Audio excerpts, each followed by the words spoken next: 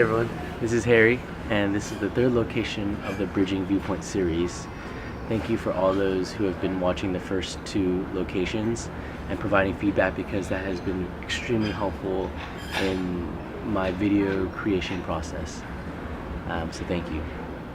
I am currently in Hong Kong, and I have been here for the last 2 months, which is the longest I have ever been in any other place for one time.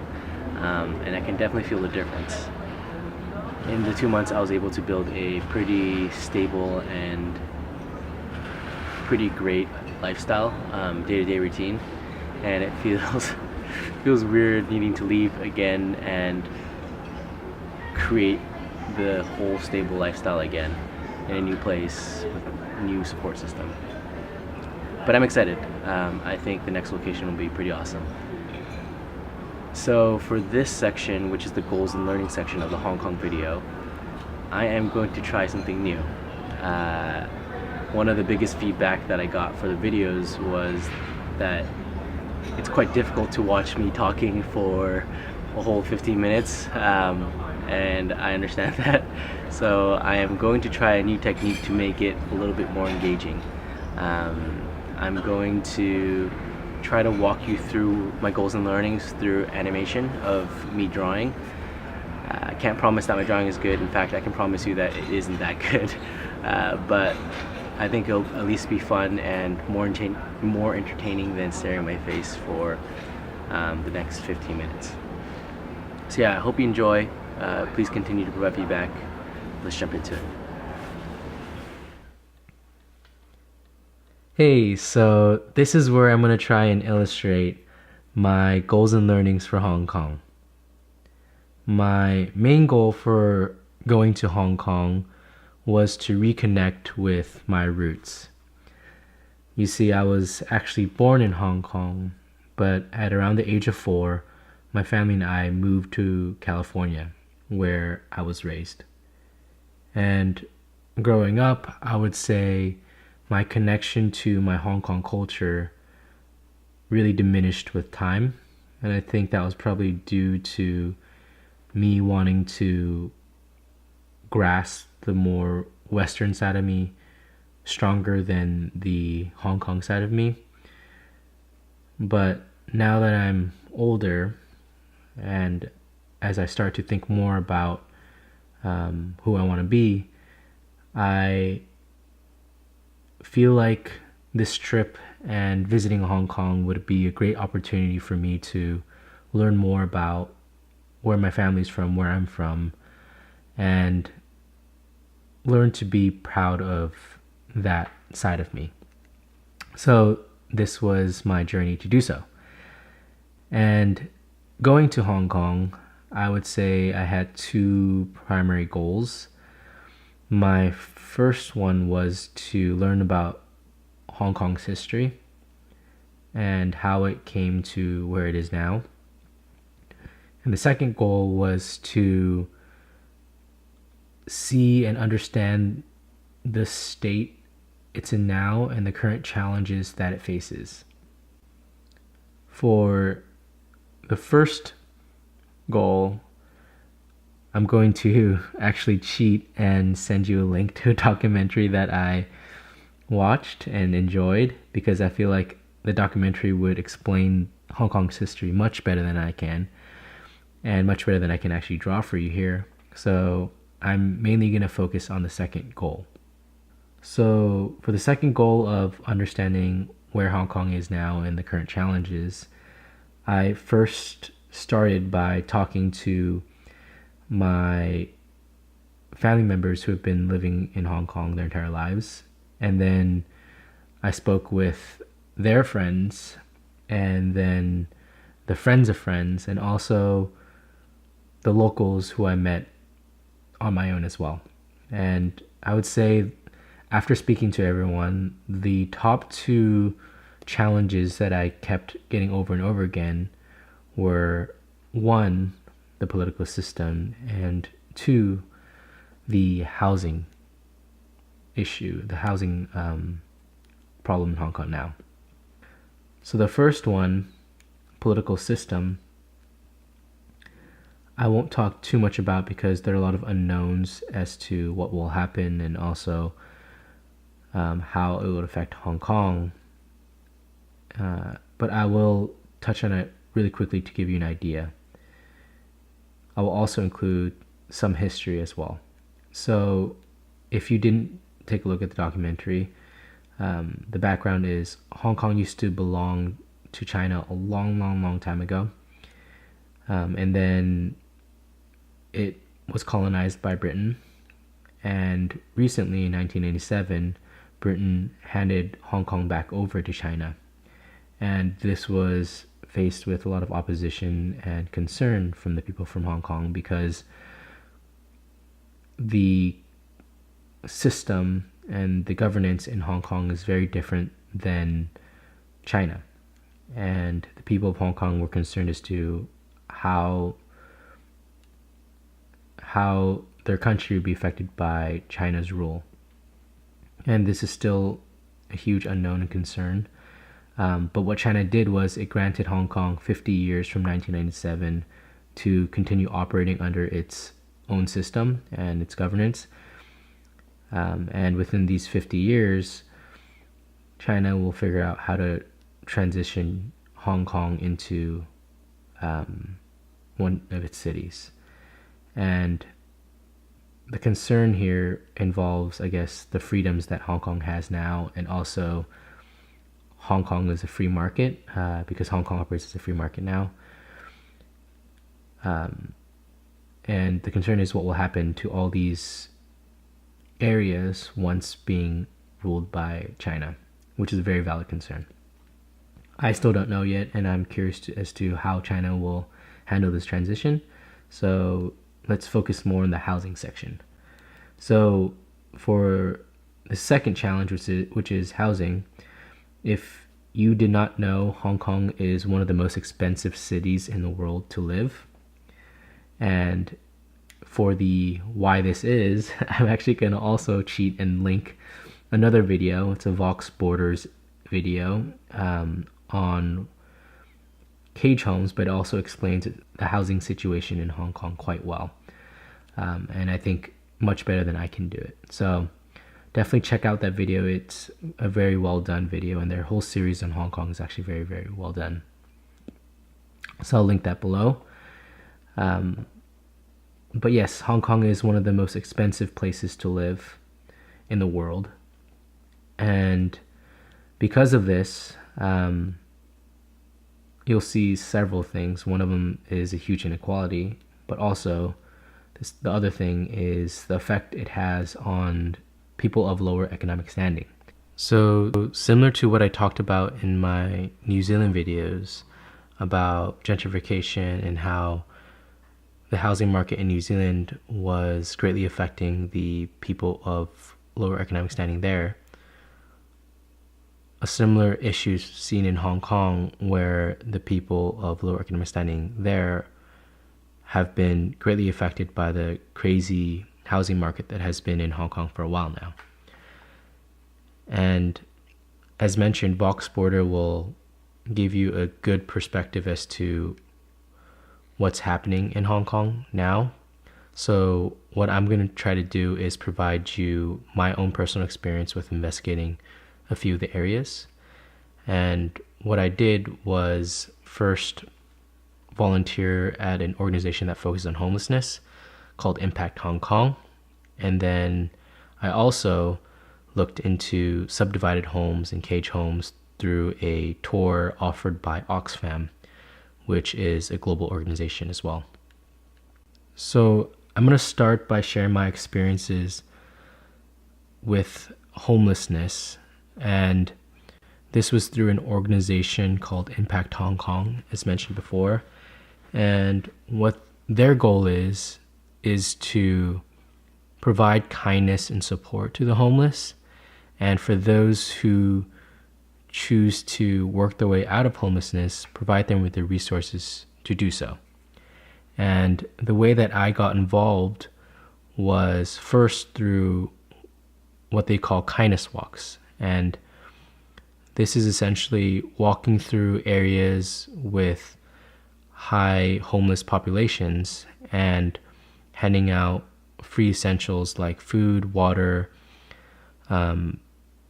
pillows, blankets, clothes, toiletries, any free goods they have on hand. And they do this probably several times a week in different areas. So I joined one of these walks first, and to be honest, there was a point in which I was a bit conflicted because I had always had this huge question in my head as to whether or not it was actually beneficial to give out free things to the homeless, because you always hear both sides. You hear, yes, you should, because giving something that doesn't mean a lot to you could actually have a huge impact on someone else. But you'll also hear the opposite side where people will say, no, you shouldn't give because it provides them with a means to continue their current lifestyle, to continue being homeless, because you're giving them a resource in a way. And I never really formed my opinion on the matter, but I felt like this was a good opportunity. So during the walk, I started thinking more and more about it, and I was conflicted because throughout the walk, it seemed like there were several organizations providing free goods to the homeless population where we walked. And in addition to that, during the walk, I noticed that people who we were helping, some of them seemed like they were on drugs. And we even saw a few of the people about to take drugs. There was a guy with a syringe in his hand. He was definitely filling it up with something. And this made me a little bit unsettled because I had this huge question in my head, and it felt a little bit questionable as to who we were actually supporting and who we were helping, and whether or not it was actually helping. So that was my first introduction into it. And after that, I continued searching more and more and try to form my own opinions. And then I asked the founder for a quick chat one day at their guest house. And essentially what they do at the guest house is really cool. And it's a space for the homeless to come in to also get free services like food and classes, and also to chat with others and, build a community. But what they also do there is, for those who choose to work their way out of homelessness, they offer mentorships and counseling, and also a job if they want one. And they even help them look for housing for the first month and pay for the first month, and then work with them to figure out how to sustain their lives for future months. And yeah, so they have this mentorship counseling program, which is really cool for those who choose to want to work their way out of homelessness. And I think this is really critical because choice is going to be huge in this path. I'll talk more about why in a little bit. So then I went to the guest house and I shared with Jeff my experiences on the kindness walk. And I also asked him the huge question that I had on my mind. And I believe Jeff shared really great perspective on this issue.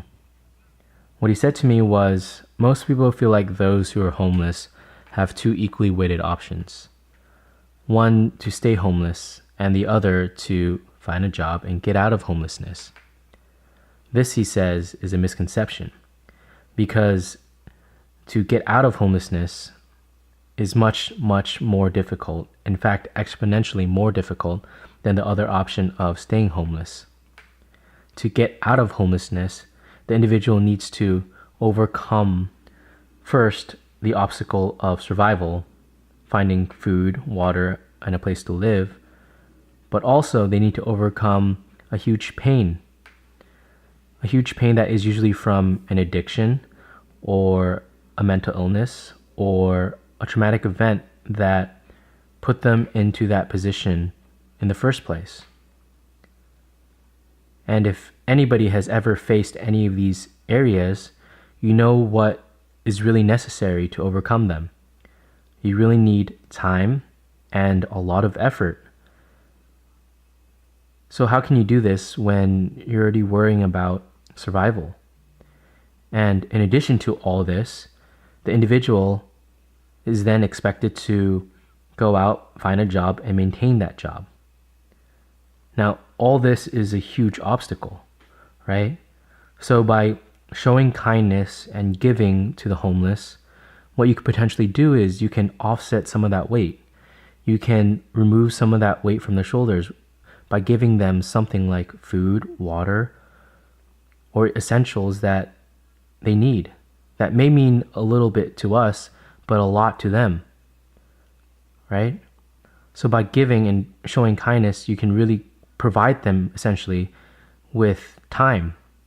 And that time they can then use as an opportunity to then work on their addiction, work on a mental illness, work on overcoming a traumatic event. And that's very powerful, right?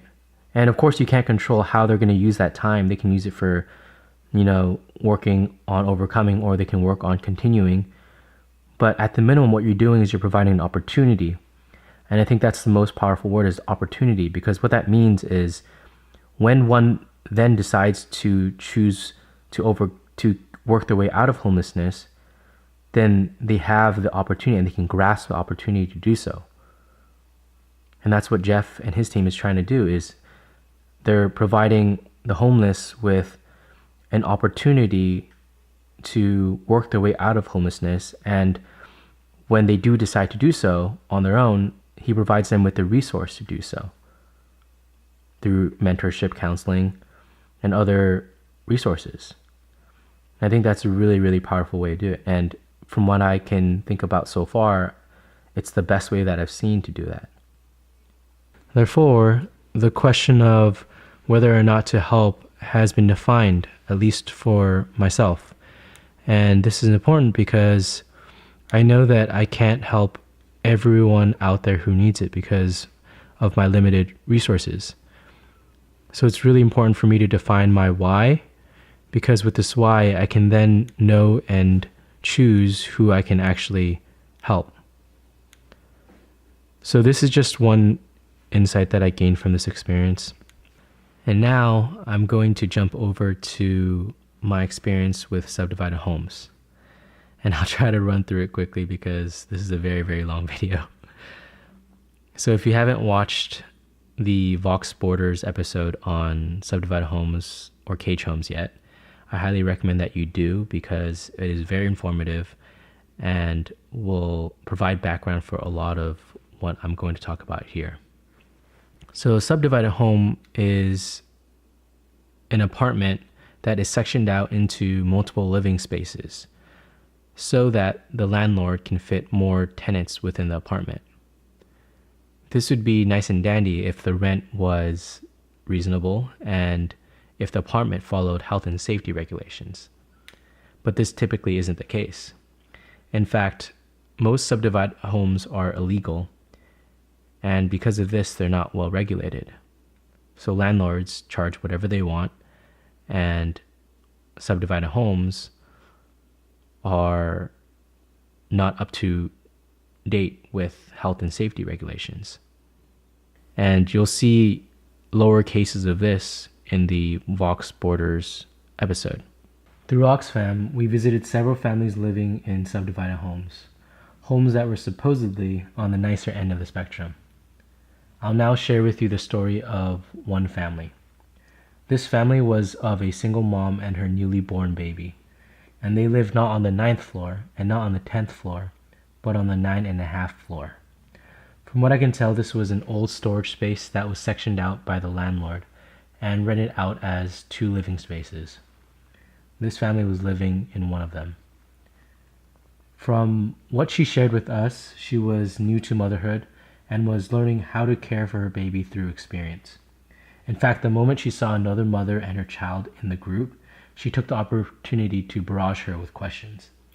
She asked what the other mother feeds her baby, whether she should be concerned with the rash on her baby, how to care for that rash, and also best ways to proceed with education for her baby.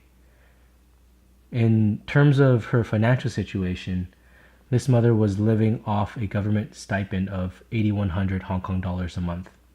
Out of this, 60% went to rent, which is actually quite common in Hong Kong. After rent, she was left with around 3,000 Hong Kong dollars a month to spend on all other expenses for her and her baby. That's around 12 to 14 US dollars a day. We asked her what her biggest challenge was, and she told us it was having enough money to buy food for both her and her child. Her husband was also still waiting on a visa to move to Hong Kong, but would try to visit once every few months. And they expect to wait another 4 years before her husband can actually finalize the visa. Now, this is just one story out of many struggling to get by in Hong Kong now. The more shocking realization I had was the connection of this experience with the Impact Hong Kong experience. The obstacles faced by the individuals in this stage are going to be the same obstacles that will be faced by the individuals working their way out of homelessness. Impact Hong Kong is working extremely hard to empower those individuals to move out of homelessness, but the result are individuals who will work hard and struggle to break this subdivided home or cage home stage. And breaking out of this stage is also extremely difficult because of the high housing cost. Even those in the next stage are individuals with good jobs and decent pay, but still can't purchase their own homes. Most young professionals in Hong Kong face this dilemma now and still live with their parents. And after that, you have the well-off who have homes and are working to maintain them. And lastly, you have the few rich who own a majority of the wealth and real estate in Hong Kong. This is all concerning for me, and definitely a challenge that Hong Kong will need to face.